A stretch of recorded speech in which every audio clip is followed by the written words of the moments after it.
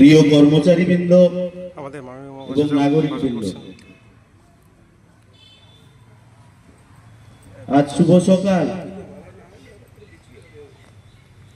আকাশে উঠছে তেরঙ্গা, বাতাসে বয়ে আসছে বন্দে মাতরমের জয়ধ্বনি।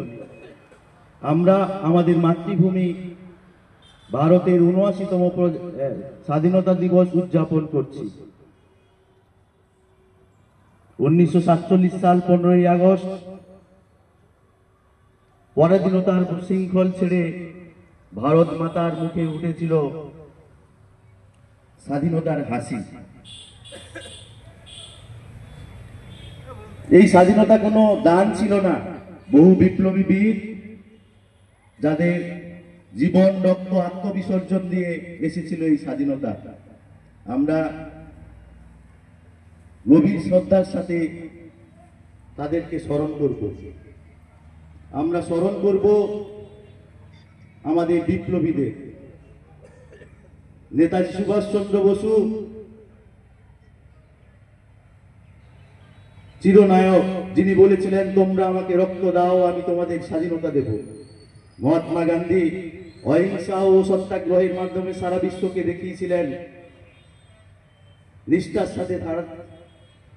নিষ্ঠার সাথে থাকা যায় অস্ত্র ছাড়াও। ভগৎ সিং, রাজগুরু, সুখদেব, যাদের আত্মবলিদান আমাদের তরুণ সমাজের বুকে আগুন ধরায়। বাঙালি বীর, মেদিনীপুরের বীর সন্তান ক্ষুদিরাম বোস হাসি মুখে অল্প বয়সে ফাঁসির দড়ি গলায় নিয়েছিলেন। মাতঙ্গিনী হাজরা, প্রীতিলতা ওয়াদ্দেদার, যারা আমাদের মনে করিয়ে দেয় যে দেশপ্রেমে নারী পুরুষের কোনো ভেদ নেই। উনারা স্বপ্ন দেখেছিলেন এক স্বাধীন ভারতের, যে ভারত হবে শক্তিশালী, সমৃদ্ধ, শিক্ষিত, ন্যায়পরায়ণ ভারতবর্ষ।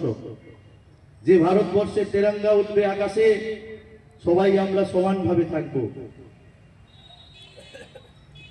আমাদের উপস্থিত কর্মচারীবৃন্দ, একজন প্রশাসক হিসাবে আমাদের দায়িত্ব, আমাদের কর্তব্য, আমাদের প্রতিটি ফাইল, প্রতিটি অর্ডার জনসাধারণের মধ্যে প্রভাব ফেলে।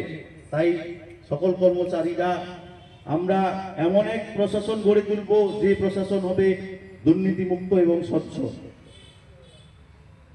যে প্রশাসনের মাধ্যমে শিক্ষা, সংস্কৃতি, সাহিত্য, কৃষিকার্য সমান গতিতে অগ্রগতিতে এগিয়ে যাবে।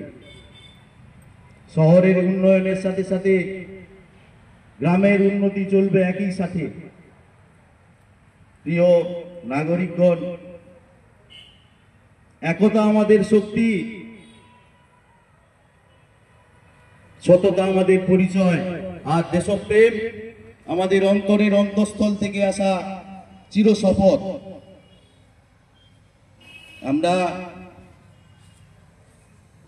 সেই ভারতবর্ষ গড়ে তোলার জন্য আহ্বান জানাচ্ছি সবাইকে, যার স্বপ্ন দেখেছিলেন বীর বিপ্লবীরা। অবশেষে সবাইকে আমি বলবো, একই সাথে সবাই আসুন আমরা একসাথে বলি, আমাদের দিনারাবাসীর আমার দেশ, আমার গর্ব, আমার কর্তব্য, আমার দায়িত্ব। ভারত মাতা কি জয়। জয় হিন্দ, বন্দে মাতরম। নমস্কার। এইমাত্র আমাদের মাননীয় মহাসচিব তার বক্তব্য জ্ঞাপন করলো। বন্দে মাতরম, জয় হিন্দ।